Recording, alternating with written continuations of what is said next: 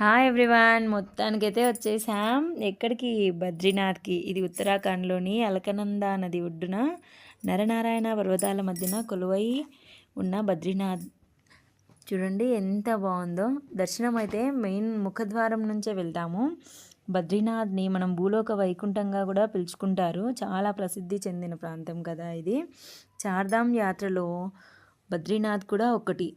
ఇంత ప్రసిద్ధి చెందిన ఈ బద్రీనాథ్లో విశిష్టత ఏంటో తెలుసా అండి? ఎప్పటికీ దేవుడి దగ్గర ఉన్న ద్వీపం అనేది ఎప్పటికీ వెలుగుతుంది, అఖండ ద్వీపం. చలికాలం మొత్తం నవంబర్ నుంచి ఏప్రిల్ వరకు టెంపుల్ మొత్తం క్లోజ్ అయి ఉంటుంది కదా, అయినా కూడా లోపల అఖండ ద్వీపం వెలుగుతూనే ఉంటుంది. ఇక్కడ విశిష్టత హరిహర నారాయణుడు ఇక్కడే కొలువై ఉన్నాడన్నది ఎంత నిజమో మనకే తెలుస్తుంది ఈ దీపం వల్ల. చూడండి నారాయణ పర్వతాలు ఎలా ఉన్నాయో, మంచుతో కప్పబడి ఉన్నాయి చూడండి.